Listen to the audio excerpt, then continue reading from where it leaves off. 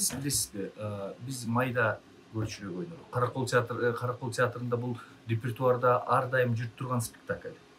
Бирок жанагы 8 секундтук видео жана интернет тармагына тарап кетип, ал туура эмес түшүнүлүп алды. Көп адамдар спектакльди көргөн жок. Эми театрларда биз спектакльди ачык доступка көрсөтпөйбүз.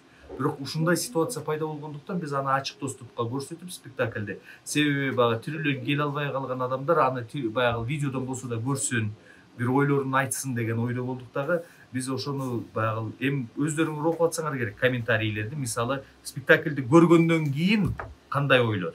Эми биздин коомчулук экөө бөлүнүп калды, көргөндөр анан көрбөгөндөр.